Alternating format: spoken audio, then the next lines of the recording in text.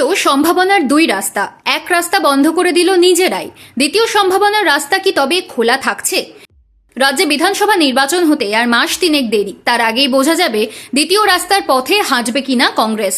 প্রথম সম্ভাবনা যা নিয়ে আলোচনা ছিল প্রবল, তা হল 2011 সালের পর বাংলার ভোটে আবার তৃণমূলের শরিক হতে পারে কংগ্রেস।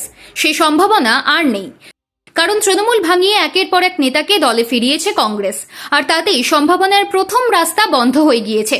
তারপরই দ্বিতীয় রাস্তা নিয়ে নতুন করে শুরু হয়েছে চর্চা। তাহলে কি বামেদের সঙ্গে জোটের দরজা খুলতে চলেছে প্রদেশ কংগ্রেস? রাজ্যসভার তৃণমূল কংগ্রেস সাংসদ মৌসম বেনজির নূর দলে ফিরেছেন 7 বছর পর। উত্তর দিনাজপুরে তৃণমূল থেকে বিজেপি ঘুরে আসা অমল আচার্যকে সাম্প্রতিককালে শুভঙ্কর, মুর্শিদাবাদে তৃণমূল জেলা পরিষদের সদস্য শাহনাজ বেগমদের অধীর চৌধুরী কংগ্রেসের পতাকা ধরিয়েছেন। এই 3 কার্যকরী নেতার ঠিক ভোটের আগে দলে ফেরা কংগ্রেসের জন্য ইতিবাচক পদক্ষেপ বলেই ধরছে বাংলার রাজনৈতিক মহল। মালদা, মুর্শিদাবাদ, উত্তর দিনাজপুরে কংগ্রেসের জোর অনেক বেশি। সেদিকে তাকিয়ে যে 3 নেতাকে ফেরানো হয়েছে তা নিয়ে দ্বিমত নেই। এর প্রভাব ভোটের ফলাফলে পড়বে বলেই ধরে নেওয়া হচ্ছে।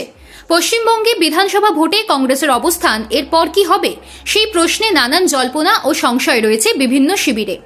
কংগ্রেস নেতৃত্ব ধারাবাহিকভাবে বলে চলেছেন রাজ্যের 294টি কেন্দ্রেই লড়াইয়ের জন্য তারা প্রস্তুত।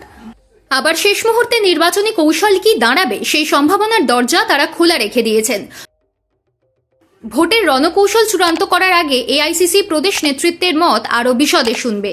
এই সংক্রান্ত প্রশ্নে শুভঙ্কর বলছেন, প্রদেশ সভাপতি হিসেবে আমার লক্ষ্য প্রতি বিধানসভায়, সম্ভব হলে প্রতি বুথে কংগ্রেসের পতাকা এবং কর্মী দেখতে পাওয়া।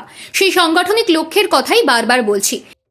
এআইসিসির সাধারণ সম্পাদক এবং রাজ্যের পর্যবেক্ষক গুলাম আহমেদ মীরেরও বক্তব্য, সব দলই তার নিজের সংগঠনের বিস্তার চায়, এর মধ্যে কোনো অন্যায় নেই, অন্য কিছুর সম্পর্কও নেই।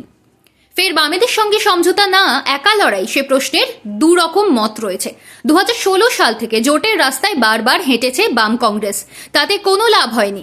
শেষবার কালীগঞ্জের উপনির্বাচনে 2 দল হাত মিলিয়েছিল, জয় আসেনি, তবে ভোট বেড়েছে বাম কংগ্রেস জোটের।